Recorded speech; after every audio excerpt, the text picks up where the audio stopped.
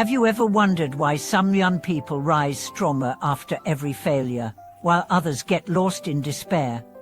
Or why facing pain in our youth can sometimes be the greatest blessing of all?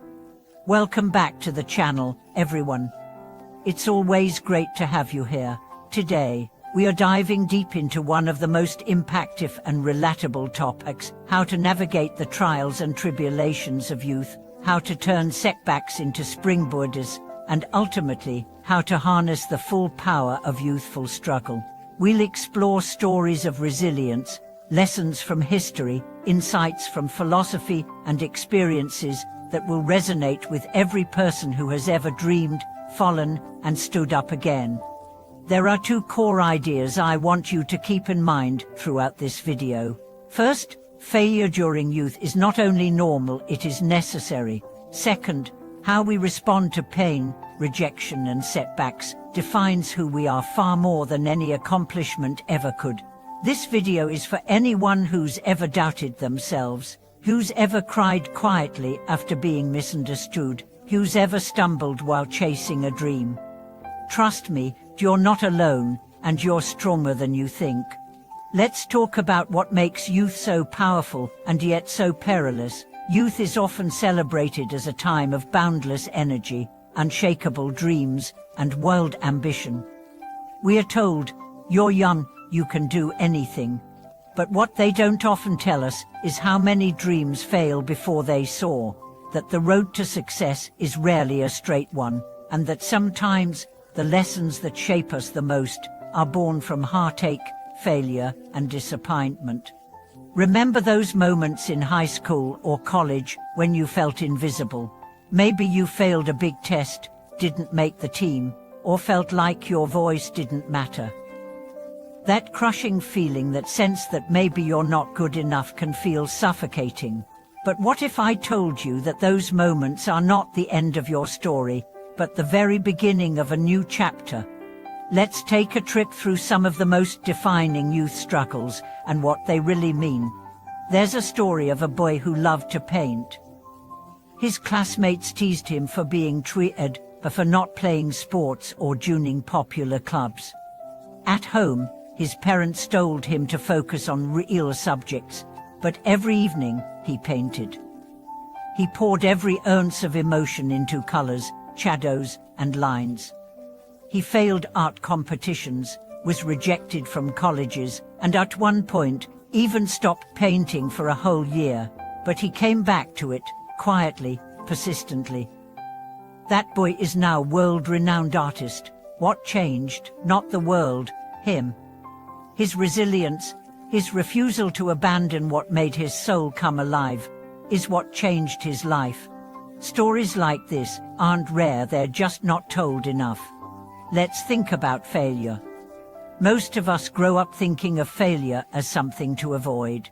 We are graded, ranked, judged.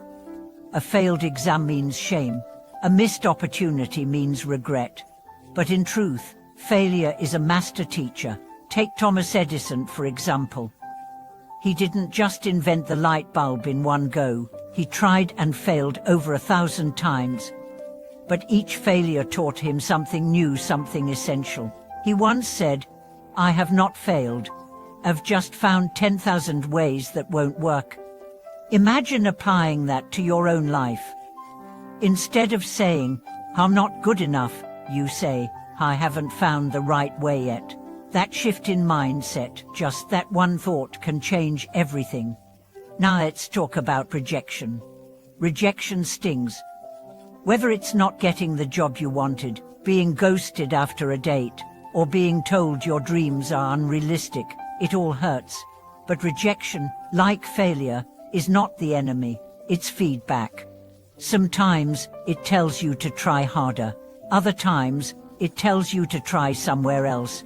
But it always pushes you, and that push can lead to places you never imagined. When I was in college, I applied for an internship that I thought would define my career. I spent weeks preparing. I didn't get it. I was devastated. But that same summer, with nothing lined up, I started volunteering at a community arts center. That experience changed my life. It helped me discover my passion for storytelling, for connecting with people, for making something meaningful out of nothing. That rejection, it was actually a redirection. Youth is full of these moments, unexpected turns, closed doors, quiet opportunities that turn out to be the real breakthroughs. So how do we deal with these challenges? First, we need to accept that pain is part of the process. Trying to avoid it is like trying to walk without falling. Not possible. Everyone falls, but not everyone chooses to get back up. Second, we need to set goals. Not just any goals, goals that mean something to us. Goals that excite us, scare us a little, and make us grow. When you have a goal, you have a reason to keep going, even when things get hard. Third, we need to surround ourselves with people who believe in us, but more importantly, we need to become people who believe in ourselves. When you fall, be your own best friend. Speak to yourself kindly. Remind yourself of your worth. And fourth, we must learn from every experience. Ask yourself, what did I learn? What did this teach me about myself? What strength did I find that I didn't know I had? Let's talk about courage. People think courage means being fearless, but courage is feeling afraid and doing it anyway. It's trying again when you've failed. It's speaking up when you're scared. It's believing in yourself when no one else does. Youth gives us the perfect playground to build this kind of courage. Every rejection, every setback, every awkward moment is an invitation to grow braver. Think about climbing a mountain. The first steps are easy, the view is okay, but as you climb higher, it gets harder, the air gets thinner, your legs burn, and the path narrows. But when you reach the top, the view is breathtaking. The climb was worth it, not despite the pain, but because of it. Life works the same way. Your journey, your struggles, your failures, they are shaping you into the person who will one day reach that breathtaking summit. So, let me ask you this. What if your biggest failure is just the setup for your greatest success? What if the pain you're feeling right now is the pressure that's creating the diamond of your future? You are not broken. You are becoming. And that's what I want every person watching this video to remember. Before we wrap up, let me share a few real stories that might resonate with you. There's Emma, who got rejected from her dream university. She thought her life was over. She ended up going to a local college, started a blog to cope with the disappointment, and today she's a published author whose books inspire thousands. Or Josh, who failed his first 3 business attempts. Friends mocked him, family doubted him. Today, he runs a startup that employs over 100 people and mentors young entrepreneurs around the world. These people aren't superheroes. They're just like you and me. What sets them apart isn't luck, it's grit. It's their willingness to rise again and again, no matter how many times they fall. So, to everyone out there facing a tough time, know this: your struggle is valid. Your story is still being written, and the best chapters are yet to come. If there's one thing that defines youth, it's the tension between expectation and reality. Society feeds us countless narratives. You should graduate by this age, land your dream job by that age, find the one, buy a house, start a family, all before 30, preferably. And if you deviate from that path, if your timeline doesn't match the script, the world makes you feel like you've failed. But here's a radical truth: timelines are illusions. They're constructs. They're not laws of nature. Let that sink in. Just because you haven't achieved something on time doesn't mean you never will. Oprah Winfrey didn't get her national TV breakthrough until she was in her 30s. Colonel Sanders launched KFC in his 60s. Vera Wine didn't become a fashion designer until 40. Failure to fit into someone else's schedule is not a failure. It's a form of freedom. Youth is the time to test, to wander, to explore wildly and mess up beautifully. because every time you fall flat, you learn a little more about who you are and who you are not. There's a Japanese concept called wabi-sabi. It celebrates imperfection and transience. In a world obsessed with perfection, wabi-sabi teaches that the cracked pole, the crooked smile, the scar on your hand, these are marks of authenticity. They tell your story. Your failure, your flaws, your messiness, they make you real. And that realness, that's where your magic is. Let's talk about mental health for a moment, because no discussion about youth and struggle is complete without it. It's easy to show the world your highlight reel, the perfect selfie, the party smiles, the curated wins. But what about the nights you cried yourself to sleep? The days you couldn't get out of bed? The shame that whispers, "You're not enough." You need to hear this: you are enough. You were never meant to be perfect. You were meant to be whole. And being whole means embracing your broken parts too. There's a phrase in psychology, post-traumatic growth. It refers to the transformation people often go through after experiencing deep pain. Not just surviving, but thriving because of what they went through. It doesn't mean the pain disappears. It means you grow around it. Like tree roots wrapping around a rock, they don't break the stone, they expand beyond it. So if you're going through something right now, a breakup, a failure, a betrayal, a disappointment, don't rush to get over it.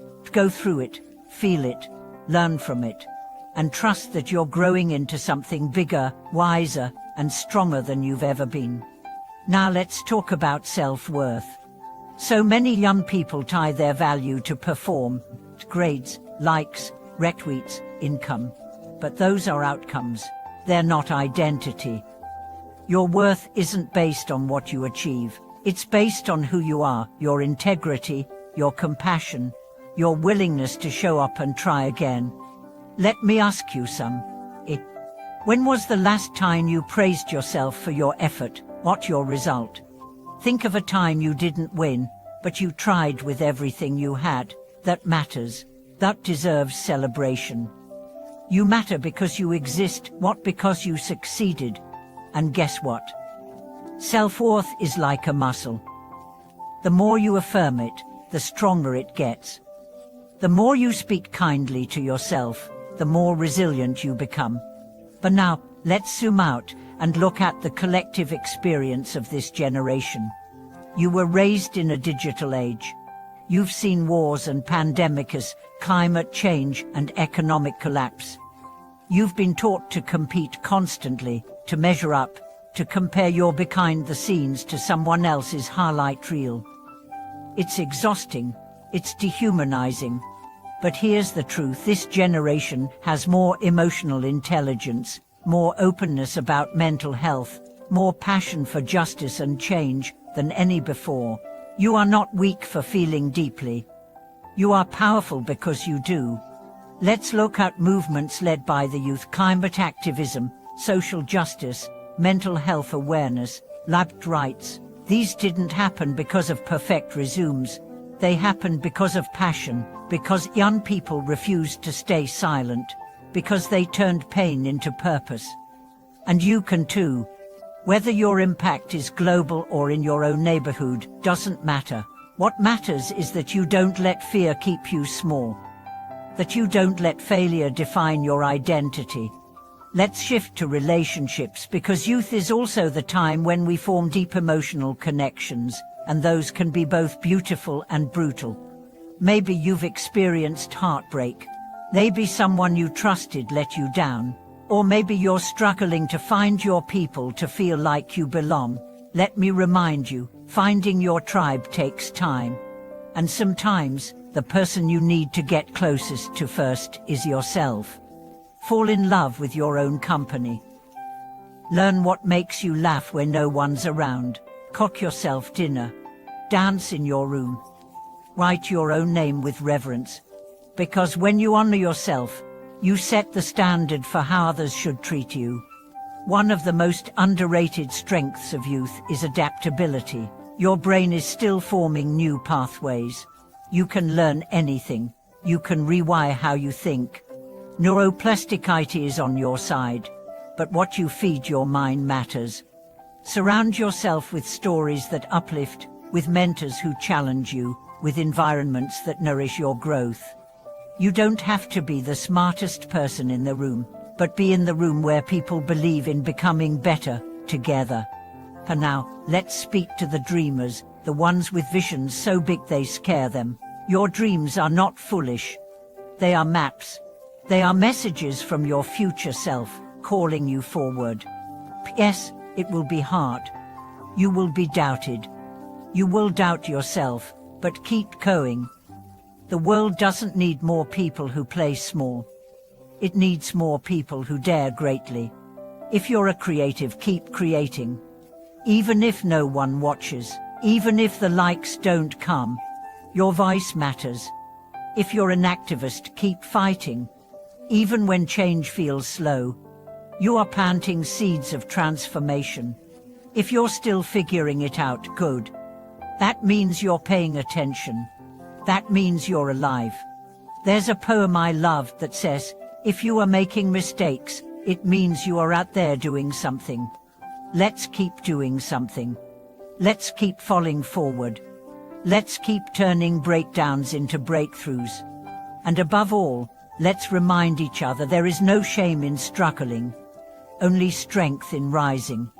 Thank you for being here, for showing up, for choosing growth over perfection. If you're still watching, I want to hear from you. In the comments, share one lesson you've learned from your own youth struggles. Share one way you've turned pain into power. Or share your current challenge, because you never know who you might inspire by being honest. Don't forget to like, subscribe, and hit the bell icon. Let's keep building a space where stories matter, where truth is honored, and where no one has to pretend to be okay when they're not. You are loved, you are growing, you are enough. And your story is far from over. I'll see you in the next video.